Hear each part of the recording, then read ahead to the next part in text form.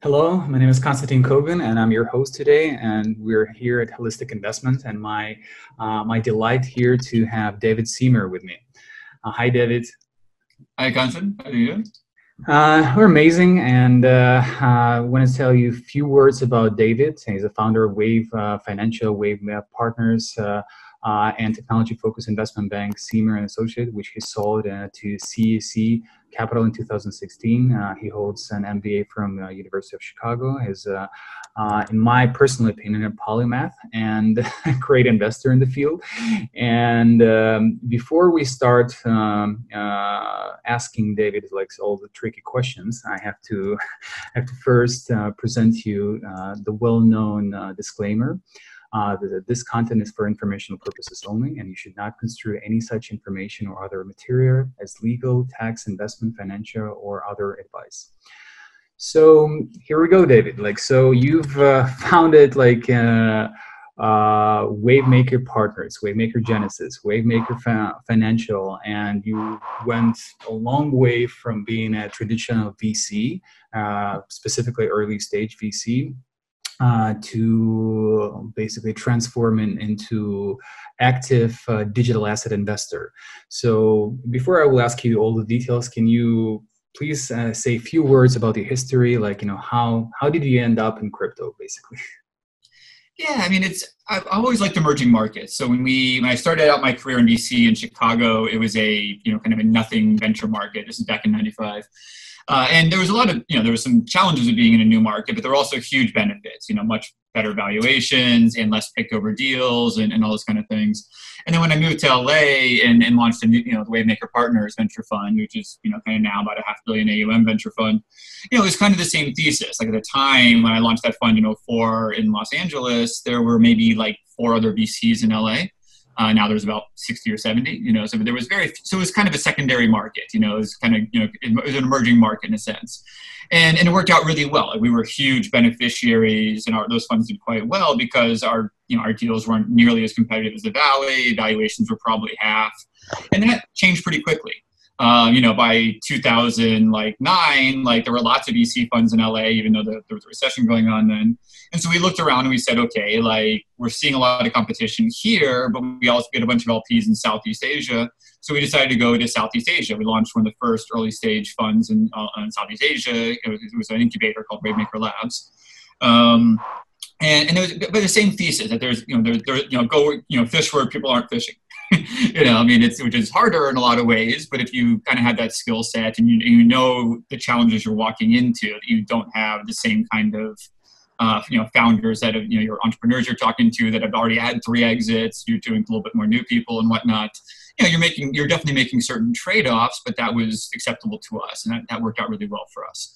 And now we've just launched our 3rd Southeast Asia fund, which is 110 million. Just closed it out a couple weeks ago, and that's that's because we've been able to kind of really develop that market. And now now there's a lot of VCs in that market. So for me, crypto is just a natural evolution of that. It was okay, I've done 2 geographies which were painful, to kind of start, and crypto is a new thing, but it wasn't a new geography. It was just kind of a new asset class. And I was very fortunate, in February 2012, I started buying Bitcoin at like $8, kind of in the recommendations of old friends of mine, like Brock Pierce and Tim Draper, who were some of the early guys there. And, didn't know what it was. It was utterly dumb luck. It was like, okay, these guys are pretty smart. They really seem to believe in this. It sounds really cool, but I don't know if I actually believe in it. But, I bought a couple thousand coins. At the time wasn't real money. And then obviously it became real money. I sold most of them way too early. I sold like 70% of them when it crossed, I think, $120, which was like 4 months after I bought them, which is as a guy that had been a VC most of his career, you get a 15x in 4 months. It's the greatest investment ever. I thought I was a genius. Obviously, it went straight to 1,200, about 3 months later. So I left the 10x on the table, but then it came back. So I bought some of them back. Anyway, so a little too early, like 400. Ironically, I probably bought it from you because I bought my first Bitcoins in 2012 as well. Oh, yeah. Yeah, no, it was lucky. I remember sitting around and, BSing with other people like, man, someday these things could be like $50. Like, we didn't know. No one can sit there and say they knew. This was going to be anything like what it is now. And I have a lot of friends now that are more OG than I was in the crypto space, and they were mining coins at 25 cents, and they're like, boy, someday it's going to be $10, you know. So it is what it is. So I mean, that's kind of how I got to crypto. I started making a bunch of kind of VC style investments and, you know, some of the early exchanges and whatnot in like 2013. And I actually kind of left the space for a while. Like, you know, Mt. Gox burned down. I lost a few coins. The whole space went to crap. You know, you were around then, obviously. And I basically went back to traditional VC and banking. And it was really when I got the kind of initial offers to sell the investment bank. That was a pretty full-time job. That was end of 2015, though it took until like August of 2016 to complete the sale. Thank you, FINRA. Selling investment bank to China was not a small feat. Anyway, but you know, around that time, I really kind of fell back into crypto and kind of fell back in love. And like, okay, like things had matured a lot. They were still really early, but like, you know, at least we had Ethereum and a handful of other coins that made sense. I did really well on like Made Safe and Augur, and if you don't remember some of these coins. You know? No, I remember all of them. Like some of them I still hold, but yeah, I did well on NAM. I did well on Cardano. You know, but back in the day. So you know, so then, you know, by 2016, I was pretty much all in on crypto. You know, I still had other businesses, but I was spending most of my you know, time that wasn't doing, you know, operational stuff or board seats or whatever. Like new investments was all crypto. And then, you know, 2017, we launched our first crypto fund called Wavemaker Genesis, which was to serve a purpose, and that fund's done very well. And then, you know, 2018, we met a partner, now my partner, Ben Tsai, who's the co-founder, president of Wave Financial, which is our kind of wealth management, asset management platform. Had a brilliant background in finance, you know, was like CEO of Merrill Lynch for Southeast Asia, out of Singapore. Went to Tokyo to run all of, then eventually BofA, Merrill Lynch, like commodities and derivatives and things like that. And then Alliance Bernstein, so brilliant structured products guy.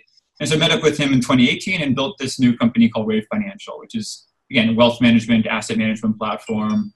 On one side of our business, we operate now 5 funds. So 2 of them are venture funds, including the newest one we haven't actually launched yet. It's a partnership with the Cardano business group of IOHK. We have an index fund, a Bitcoin yield fund, which is kind of a volatility product around Bitcoin. We launched a few months ago a whiskey barrel aging fund, which is kind of a novelty, but it's really cool. I'll talk about it later if you're curious. Sure. It's probably the most interesting fund we've launched so far, despite everything else being pretty novel. And then we have our wealth management platform, which is referred to kind of as our RIA business. We're a registered investment advisor. You know, we help people either if they have crypto, we lend it, we put derivatives around it, different yield strategies to try to put their assets to work, so to speak. And yields are pretty high, and assets are pretty volatile. And then we also do a lot of lending on that business. And a few other specialized things, but mostly in kind of a separate managed account format. Okay, so let's try to dissect everything that you just presented, right? So I love your your manner. You're like very passionate about your business. That's great, but I think it's important to understand also like what's the difference between different strategies. Like how did you pick them? Like for example, like it's interesting to know like why do you need like let's say 2 different venture funds, right? You know, why do you need other like wealth management business? How did you decide to go into this, you know, wealth management? Why did you decide like that? Okay, like all of a sudden like that there will be a need, there will be a desire for certain type of investors to go into basically mimic the IRA model, right? So can you say a little bit of like what was the precursors for you to start this particular line of business? Yeah, I mean, as a lot of entrepreneurs, I wanted the products that we ended up building because they didn't exist. So like I'm a finance guy from Chicago. You know, they're very big on efficient market hypothesis and things like that. So most of my money sits in index funds. That's not in crypto. You know, now mostly sits in cash, but until recently, mostly sat in index funds. And you know, looked for the same thing in crypto in like late 2016, and there just weren't any. You know, there was the GBTC, there was a couple Bitcoin trusts and then Ethereum trust or whatever, but I didn't want that. I wanted a little broader exposure at the time that, you know, the flippening was all the news. And, you know, Bitcoin was 40% of the market, not 65% or whatever. So, you know, I was looking for a basic low fee product that kind of was the equivalent of like Vanguard's S&P Spider Fund. You know, something very low fee, you know, maybe like 50 basis points, 100 basis points. What I was able to find that existed at all, and this is prior to what's it called, Bitwise and Grayscale's funds. Is that, there were a few things out there, but they're incredibly high fee, and they had incredibly big onerous operating costs beyond that because they were subscale. So you're basically paying somebody like stated like 2.5% fees, but an additional 2.5% also, and it's like an index fund. Like, why is someone charging me more than 50 basis points for an index fund? It's not really that hard to do. It is harder to do in crypto, of course. So when Ben and I first got together, we had a kind of a simple vision of let's go build a couple of pretty basic financial products. And that quickly led us to the RIA side, because as soon as we started pitching people, some of them, decent number wanted the products we actually built, but someone always had another idea. And we were like, they go, okay, like I like your idea of using Bitcoin volatility to generate yield, but I don't want to do it this way. I want to do it, in a more conservative way or a more extreme way. So we pretty quickly, right when we started, got the RIA, Registered Investment Advisor licensing. We became an RIA. Because in order to manage client assets and kind of bespoke strategies, that's what you need. So remind me, how many different licenses you have? 24, Series 7, 79, 65, and 63, right? Yeah, I think you're missing. I don't know if you said 7 or 79. Which one? Both of those. And then there's all the RIA licenses, which are kind of separate. And I want to go into I have a bunch in Singapore, Australia, and London also, which I won't bother really with. Wow. I forget most of them. I've let all those expire now. All the U.S. ones I've kept live because we're still operating here. I have a lot of licenses. I spent a lot of time in regulation, which never thought it would be useful in venture investing, but obviously in crypto venture investing, a very strong regulatory background is actually really, really useful. We avoided a lot of missteps. We avoided a lot of like Telegram type things. Yeah, that was a requirement to basically work with IRA products. Sorry, was it? That was a requirement to work with IRA products, right? Yeah. We're registered investment advisor. We're just everything we do is regulated. So we have, and because it's crypto, so the joy of being an RIA is many. Regulators are going to watch this. I hope not. So we started this early. We sent a note. We bought an RIA. You can buy them for paid $8,000. It was pretty trivial. We're all licensed ahead of time. So we sent a note to the SEC saying we've acquired this RIA. We have a lot of auditors and consultants we use for this, and they all kind of told us like, 6 to 12 months from now, they'll come check you out, make sure you're doing what you're supposed to be doing. Sent the email on a Thursday afternoon at like 4 p.m. At 6 p.m., we got an email back saying we will be there on Monday with the full team. Don't do anything, which is a big surprise. I mean, our auditors were shocked. Our consultants were shocked. And they did. They showed up Monday with like 10 people in our conference room. At that moment in time, we had 4 employees and no assets. We literally couldn't have. We had no money. We were just starting. We had no AUM. We couldn't have ripped off anybody if we wanted to. And they sent in 10 auditors. They stayed for like a month. They went through everything they did. They started the meeting off with, so you guys are doing that Bitcoin Ponzi scheme thing, huh? That was literally, quote unquote, the auditor's first words in the beginning of the meeting.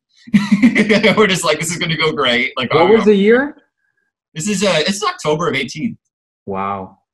It wasn't that long ago. I mean, it was. But the problem was we didn't have any AUMs. We filed a California RIA, we didn't file the SEC, just to be clear, and not that most people care. But so if you're under $110 million, you file with the state. Over that, you file with the SEC. So then we were under that.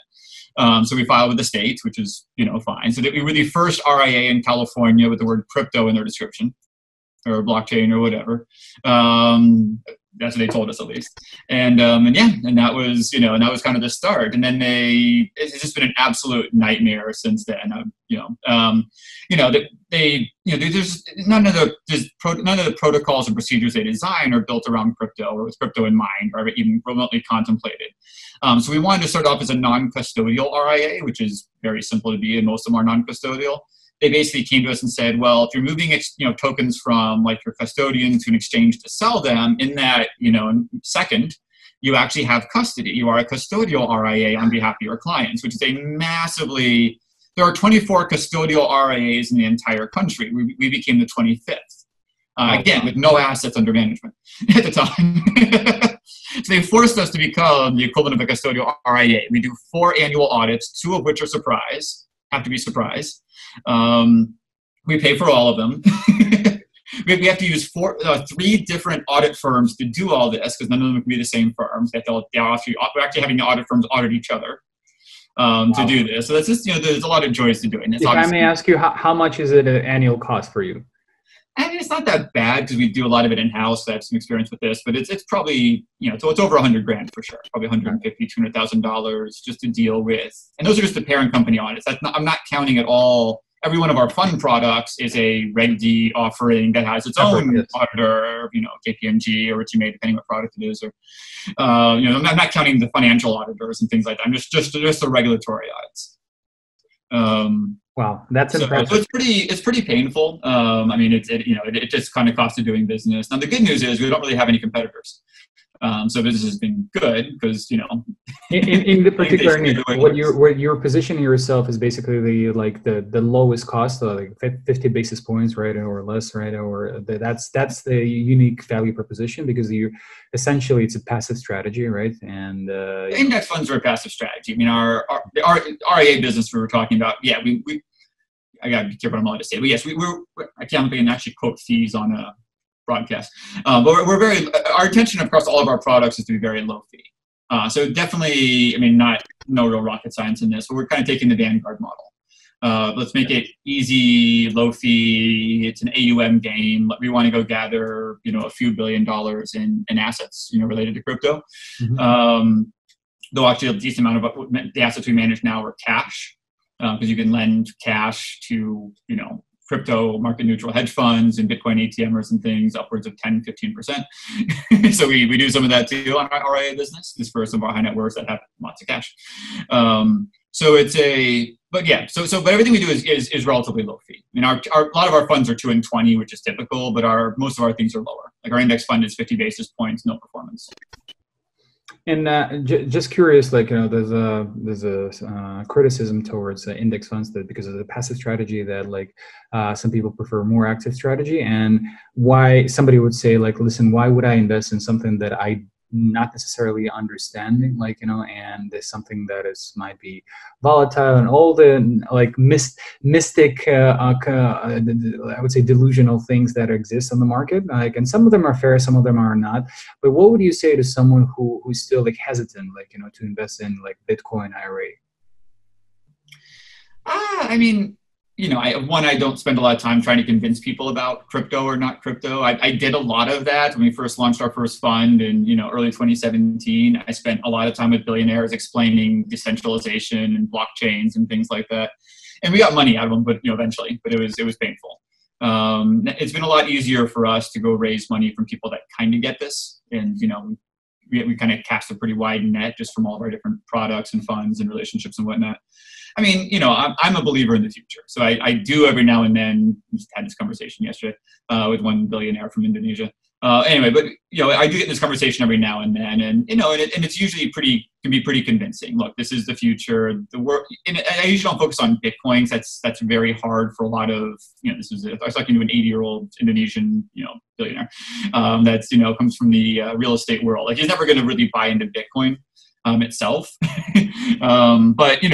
But he does totally can buy into, since he's a real estate guy, fractionalization. So I can usually find one angle. I'm using that one because that was the last conversation I had. But the idea that all of his real estate buildings might eventually be fractionalized, instead of just being a renter, you could actually decide you want to own a piece of it. You could make a bet on, hyper local, real estate plays, or in our case, we're tokenizing whiskey barrels and, things like that. There's lots of, the world's assets will always become more fractionalized, more investable. And we've seen this forever. If you go back to the 1800s, we had the emergence of debt markets. Public debt markets, which was all just banks literally issuing their own currencies. That was before we had a national currency. And then you saw this in the 1920s with the emergence of the stock market. Then we got, the derivatives in the 60s. We got commodities going mainstream in the 80s, and on and on and on. There's this relentless movement towards more liquidity. So that'll just continue, and that's a pretty safe coattail to ride. So if we can jump a little bit to your VC arm, and I love the way you've put it on your website that we favor scalable, capital efficient, and sustainable businesses that aim to create significant value by solving meaningful problems 10x better than existing options, and we're not interested in vanity metrics of the hottest investment trends. So if you can comment on this, right, because you still invest in the hot products, right? So like, what do you see like in the crypto market? What is the hottest product right now, or specifically in venture, it's more of a either is it like a fintech play, or is it prop tech? Or what do you see in the market that personally inspires you? Yeah, I mean, the crypto market is hard because there's so much noise. So, I'm just kind of looking at it just, and if you ask me that, whenever you ask me that question, it depends on what like month you're asking me. I mean, like in 2017, we were all about layer one protocol. So is everybody else. And, fortunately we got off that bandwagon, pretty quickly. So we made our first like 10 bets for layer one protocols. And we're like, how many layer ones do we actually need if these things actually scale? And they actually shard and, and all this and all the various forks that will happen and everything else. Like, wow, we probably need like 4 or 5 of these things, at huge scale. And we've already invested in 10, so that's not good. So we were pretty early going away from layer ones. We still don't do many layer ones. I think we did 2 all of last year. We made little bets in like near and scale, SKAL. Which we've done really well. So I guess we're fortunate in those ones. But then we kind of pivoted pretty hard early to kind of application side, in kind of the, kind of early 18 through 18. We got lucky being pretty early in a lot of DeFi bets, and a lot of exchange bets. Towards the end of 18, early 19, most of crypto exchanges weren't very valued. Just because the Bitcoin had crashed and volumes were low and whatever. So we did a lot of secondaries and things like that in that period. Just they were undervalued assets. We actually end of 18 was a tough period. We basically looked at ourselves in the mirror and just kind of said like, boy, everything is ugly. But either this is all going to die, in which case we were just really wrong, or it's all going to come back and these things are way undervalued. And we kind of made a decision like, all right, we're just going to go nuts. And we did at the end of 18, early 19, and we invested most of our funds, all the funds we had at that time, just making a lot, and mostly on secondary bets. We found so many, I think 18 different hedge funds that had assets that wanted to turn off the lights. Mm-hmm. The old story back then. Someone wanted to raise a $50 million fund, raised 5 up until like early 18. It's hard to raise money. And then immediately, because they thought they had a lot more coming, they immediately pumped all of that into, protocols, probably layer one protocols. And then, the world went to crap, and and now they were managing $500,000, realistically. And it costs $250,000 a year to operate any fund. If you're doing it properly, if you have fund administrators, which you have to, and you're doing a mini master or offshore feeder, and you have auditors and all those kind of proper things, you're talking $500,000 a year. Well, if you got or $250,000 a year, if you got a $500,000 fund, that's pretty terrible. So we did a bunch of buyouts and really almost levered ourselves a little bit, and it worked out really, really well for us. Basically, we're good to identify distressed assets in crypto, right? Yeah, we became a true Vulture fund for about 6 months. We bought every distressed asset we could find, and some of them were kind of shocking. We bought a lot of like Polkadot, which I wouldn't have thought, it wasn't really distressed, but there were a lot of guys that bought it at whatever the ICO price was, $29 or we were selling it for half that. And it was small batches, and it was painful to buy, and there was counterparty risk and whatever, but it worked out, And then, right now our thesis is a little bit different. I mean, we've always, I hate to use the phrase picks and shovels because it's so massively overused in venture in general.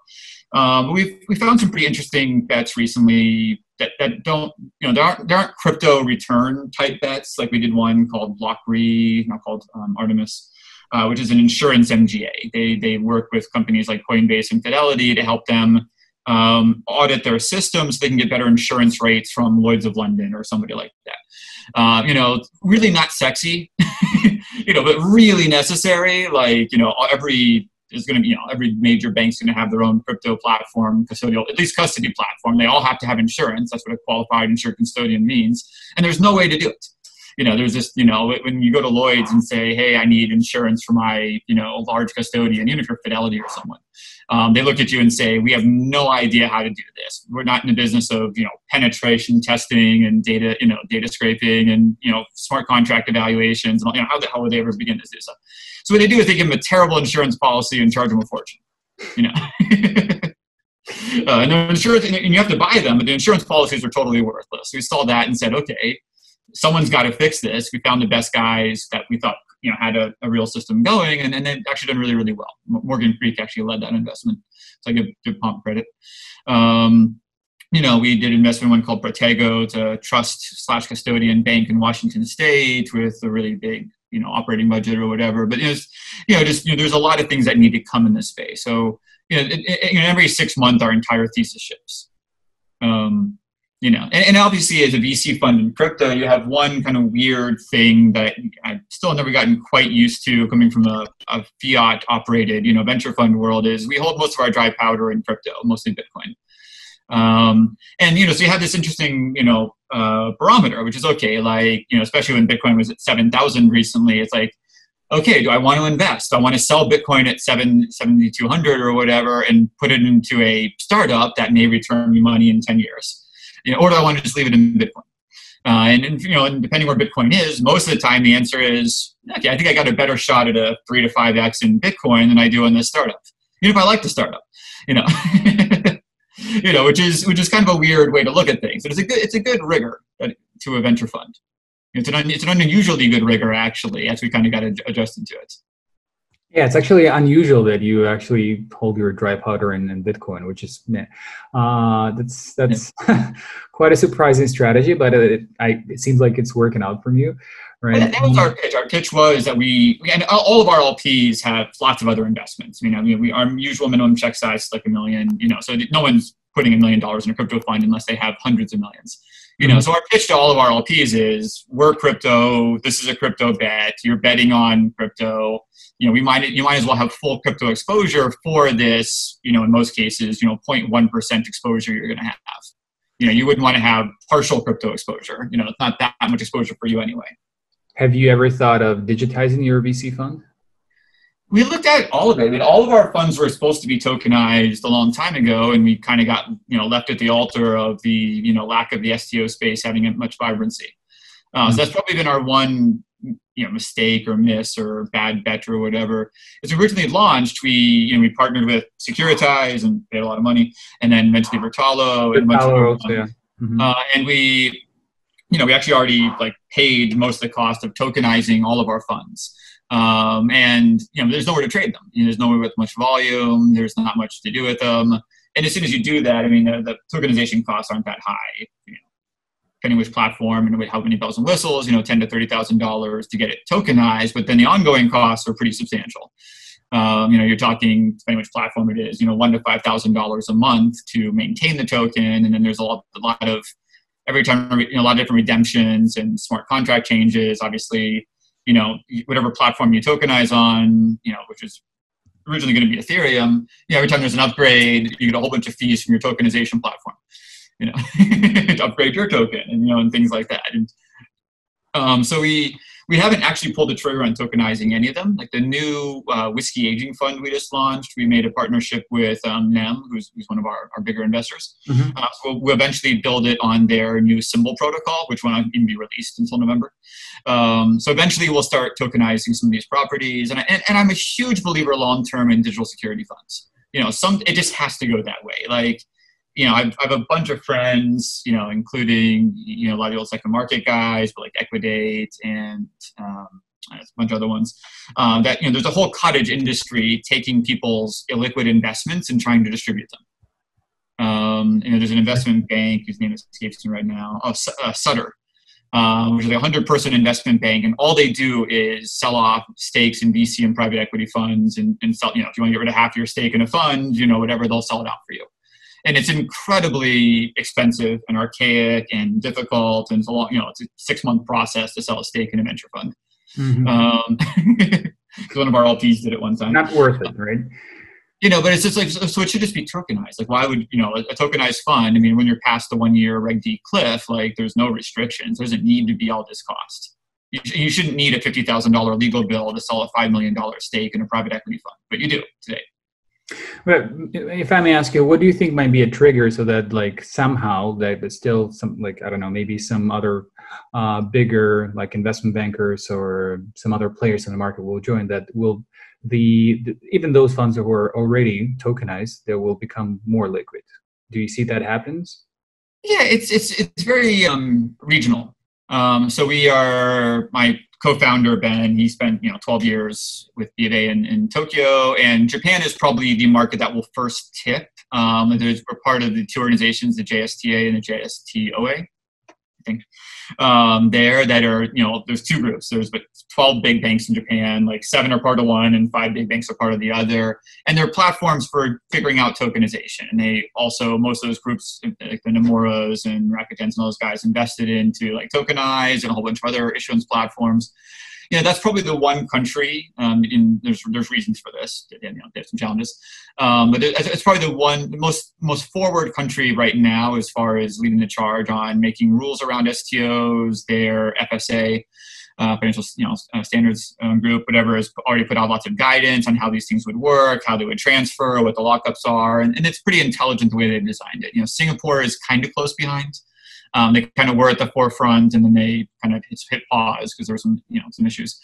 So and then Europe is coming slowly. Like we do, a lot of conversations with London Stock Exchange and places like that, where they're not there yet, but they're very forward thinking. They're trying to figure this out. Like they have a big problem with Brexit. And a bunch of the central bankers or officials in Europe said, we should really be only trading on European assets, and post-Brexit, UK is not, LSE is not Europe.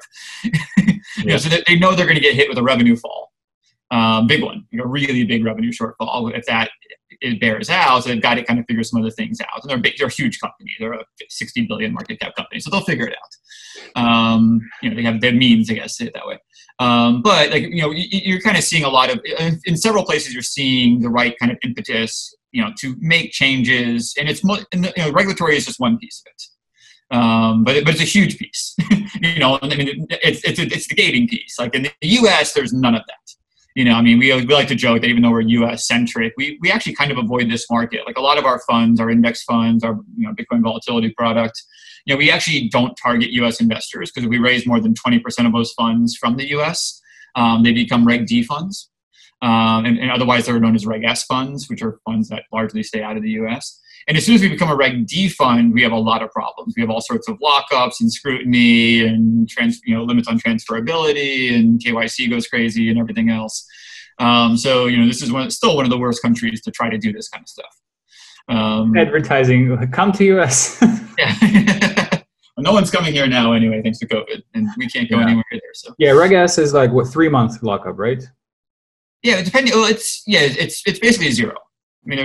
Under certain provisions of Reg S, there can be no lockup. Now, it more depends on the buyer's geography. Mm-hmm. So you still hold the local laws. You still have. You have office in Singapore, right? So in Singapore, is there any lockup? No, in Singapore is no lockup. Mm-hmm. So for those kind of products, and then there's other requirements. There's registration requirements that we've done, and every country has their own thing. So they have, every regulator's got to get paid. For sure. Yeah. It's still crazy. If you want to operate multinationally in different countries, the amount of money it goes for just legal and compliance, it's insane. I don't know how you're doing this. That's why I'm curious to learn about your structure, because I can only imagine how hard it is. Especially if you're having investors from all different countries. So that means you have to care about different jurisdictions, right? But there's really a few most of them you kind of passport around the world with a few jurisdictions. So EU is one big block. US is its own. But Singapore, as long as you're compliant in Singapore, you're probably compliant in Philippines, Indonesia, Malaysia, Jakarta, kind of around the region. So it's, so it kind of goes by, you can kind of harmonize a little bit with certain regimes and get passported. But it's definitely a real decision. We haven't dealt with the EU yet. We're not actively raising much money in the EU because of most of the GDPR stuff. And it's just we can be compliant with it. We don't even take any data in other than just KYC. But there's this whole hierarchy of divided servers and where you store the data and everything else. And it'll cost us $100,000 to become GDPR as compliant. So it's okay, let's the world is really big. Let's figure out when we want to go do that. Just go to different countries, right? Yeah. So there, it's not regulatory. Like, we can fit into the UCITS and all the other kind of crap they have there, but like the data privacy is a big burden. So what you're saying right now is somebody like, I don't know, high net worth individual coming from Spain or France or Belgium, right, who would want to invest in your vehicle right now, one of your funds, right? You would have hard times to actually accept him as an investor. No, we actually don't. So, I mean, the good thing is most of our, good and bad, but the good aspect of some of our LPs is they're all quite large. And if you're a very wealthy family, 10-figure family or something like that, you probably have a vehicle, offshore vehicle somewhere. So if it's Europe, it's probably in like Jersey or something like that. So in Jersey has no restrictions whatsoever. We can do anything, set their money on fire and send them a bill for it probably, but not quite that bad, but regulatory-wise, it's pretty open, or they, in Asia, yes, there's a lot of restrictions in Singapore, but, almost all the money's coming from like BVI and Cayman and Maldives and, and things like that anyway, or, Malta, and, there's a lot of tax havens, and things like that. So, Mauritius probably, no? Yeah, maybe some from there. So that solves a lot of problems also. So, yeah, so most of our LPs, if they're that level, which is obviously what we try to focus on, then they kind of solve the problem for us. Got it. Now we're going to the fun topic, your whiskey aging fund. So tell us about it. Like, how did you get to this idea, and why you decided to tokenize whiskey? Like, that just fun topic. It sounds really random, and Ben, our president, first came up with this idea, and I immediately shot it down. I'm like, you're out of your mind. What do we know about aging whiskey? And I don't even like whiskey. And then we got deeper into it, and he's a very smart guy. So we got deeper into it, and it's a brilliant financial asset. So not to go too deep into the whiskey world, but the origin story of this is we have a bunch of crypto products. We have basically an infinite number of crypto products because of the kind of separate managed account, RIA business we operate. So we do anything. If you want any derivative strategy, futures, lending, collateralized lending, anything you can think of, we have a sandbox where we can do that. We kind of use that sandbox to gather AUM, and then if we get a bunch of guys like the same strategy, we turn it into a fund. Is kind of our oversimplified business model. I get a ton of guys that want a certain derivative strategy around ETH. Great, we'll just do an ETH derivative fund. But we wanted to have, but a lot of our conversations, as you were kind of alluding to, 1 in 10 people we'd talk to at a certain stratosphere actually wanted crypto. So it's like, okay, like we should have something to sell besides crypto because we're having the conversations. And we also just wanted to have a little diversification. We feel, okay, I believe in crypto. I've dedicated my financial life, at least for the near term or relatively long term, to help build out this asset class and to, hopefully make a few pennies on it. But it wouldn't be bad to have something that's a little bit counter-cyclical and, a commodity like whiskey. So I knew nothing about whiskey going into this. We looked at a bunch of different assets. We looked at, ultra rare art. We looked at Japanese racehorses, rare cars, things like that. This was clearly the best. So whiskey is actually pretty fascinating. It starts off, every whiskey barrel starts off as wood and ethanol. There's no bad years. There's no like vintages you really have to worry about.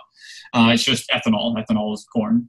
It's basically poison when it starts. Then slowly the ethanol leaches into the wood. 4 or 5 years later, it looks like something like whiskey. And that's fine. Now the problem is it's really hard to build a whiskey brand. Because if you want to build a whiskey brand and start buying barrels and making barrels, setting up a small distillery will cost you $50-60 million, and you don't have any interesting product for 12 years. So it's kind of hard to go to somebody and be like, hey, I want to raise $50 million to start a new whiskey distiller. I'll tell you if I did any good in 12 years. It's a pretty hard pitch. Because until you have at least 7-year whiskey, no one really wants to talk to you. And you really got to have some 12. You really got to have some like 20, honestly, to really be taken like a serious brand and like get into like, the whatever. Have you thought of buying maybe some of the people who are, I don't know, close to bankruptcy? But no one is because it's so freaking profitable. I'll explain. So every whiskey barrel starts out is about $800 of wood and ethanol. Very simple. A little bit less than that, but I'm throwing in some costs for like insurance and storage and things like that. And after about 5 years, that barrel on average is worth, $4,000 or $5,000. So it's a pretty awesome financial product. And the consumption of whiskey goes up about 7% a year, every year. It's pretty much recession proof.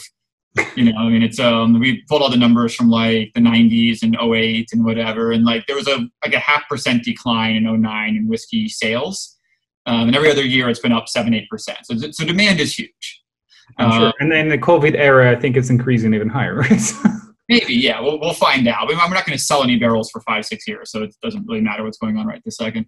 But it's a brilliant financial product. It's one that's very hard to access. So then we sort of, hey, great, we should do this. Then, after 6 months, we finally found a distiller that would actually sell us barrels, because the barrels are really valuable.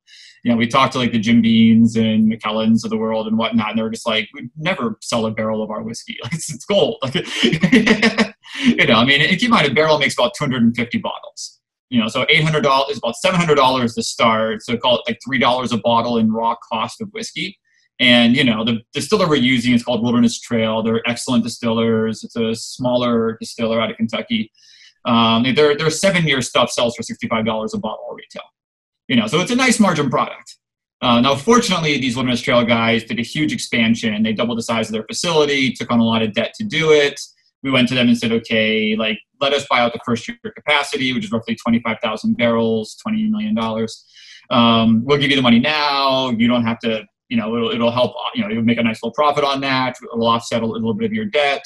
And that was the only one that would talk to us. And we tried everybody. We just talked to 100 distillers once we decided we wanted to do this. And no one would sell us barrels.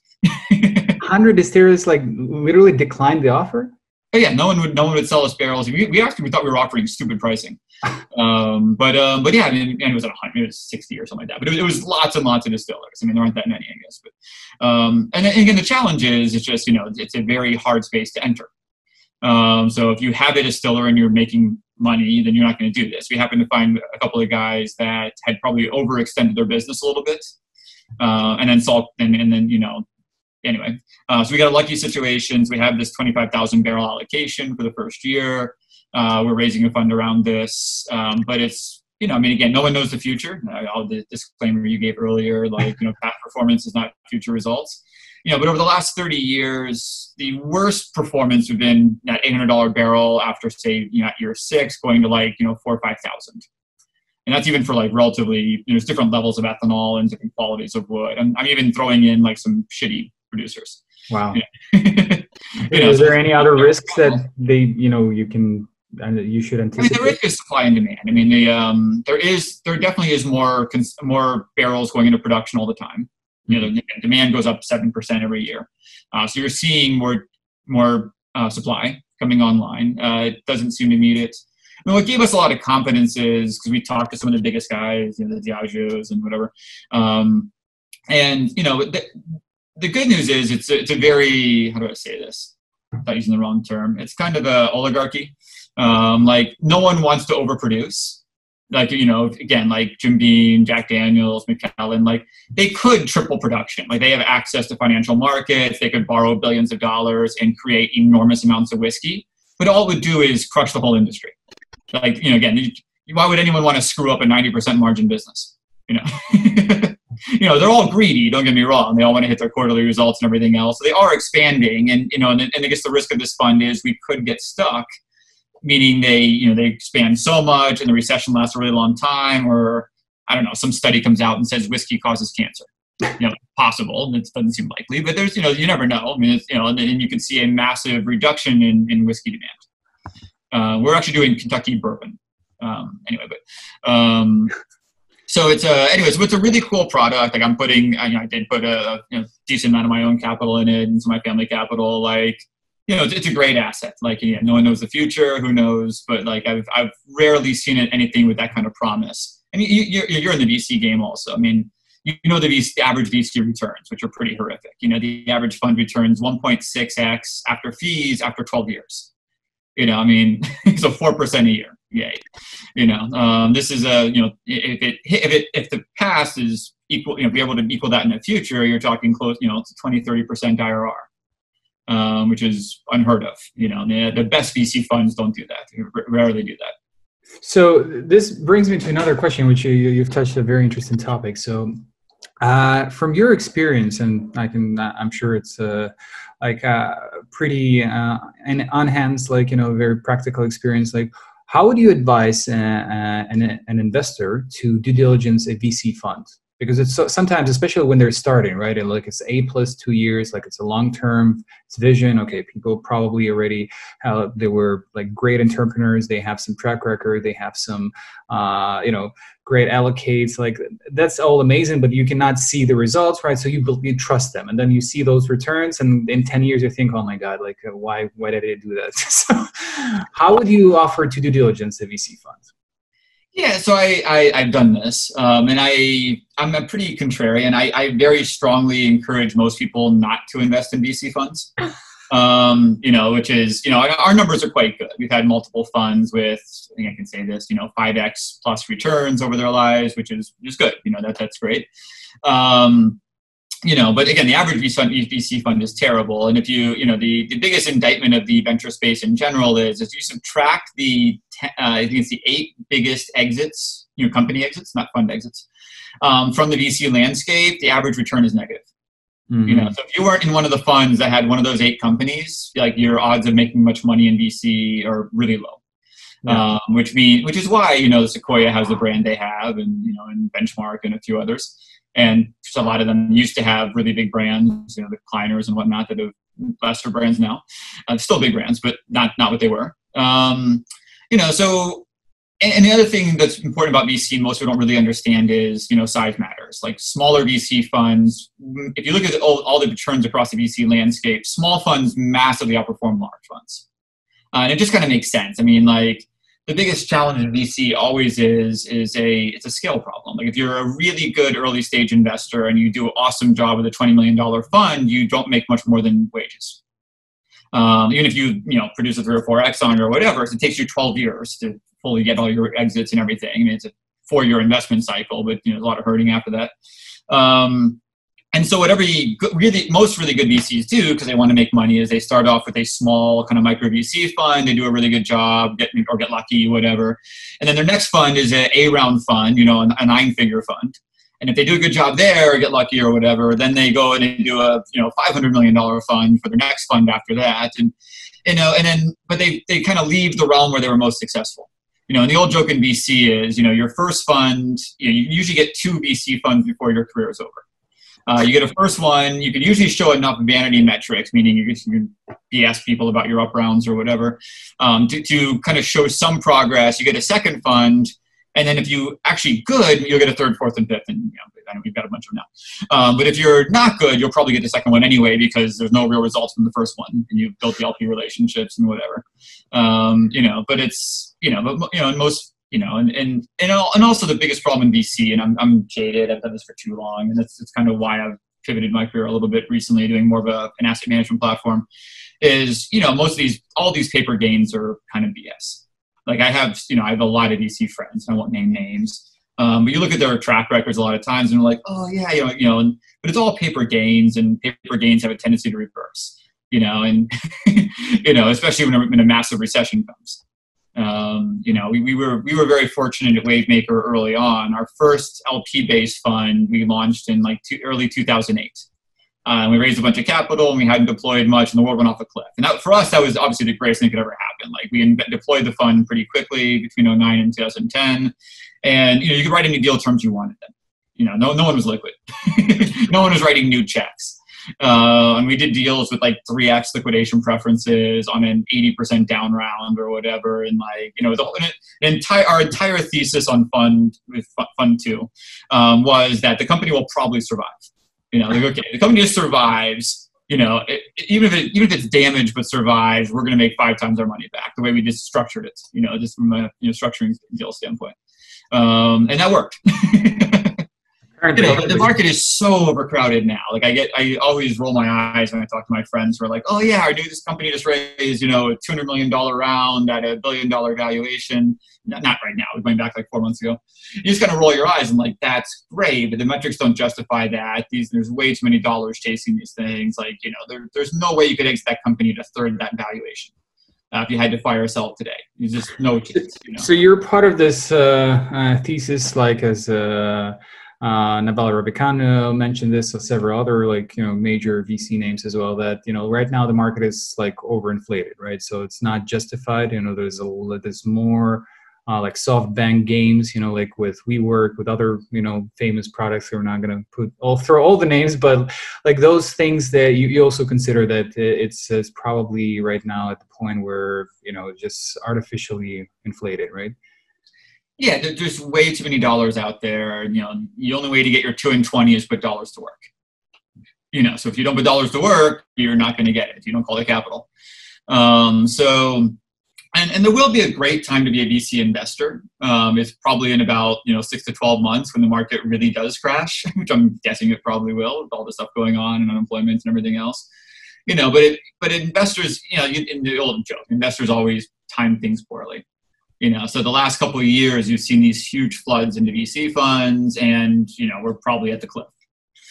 So for myself, and obviously I've invested in my own funds. I've done a lot of investing in other venture funds across my life. I did none of it in the last 6 years.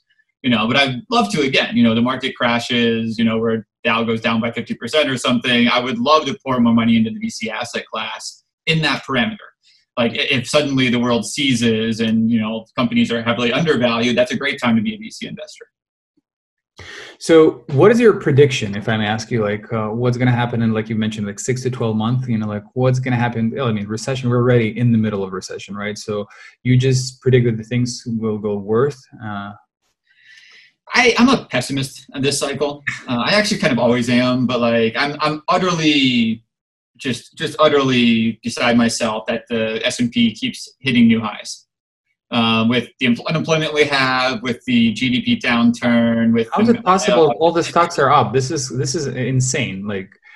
Yeah, it makes absolutely no sense to me. I've never been. Once I did, I'm not brave enough to short the market. I came really close to putting a bunch of shorts in place a few months ago, and I would have lost my ass.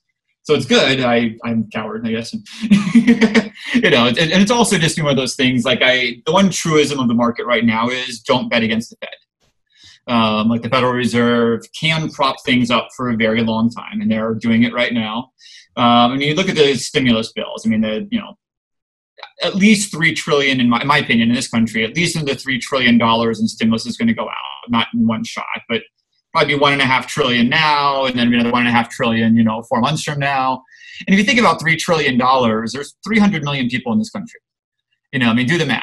$1 is 300 million, $10, $1,000 is 300 billion. You're talking about flooding the economy in just a few months with $10,000 per man, woman, and child. Is what they're probably going to do, and they've already done 2 billion of it. They'll probably go to 5 or 6. So $6 billion is $20,000 per person. Yes, they can keep the economy going in 1 year with $20,000 in stimulus per person, including children and elderly. It's just insane amounts of money.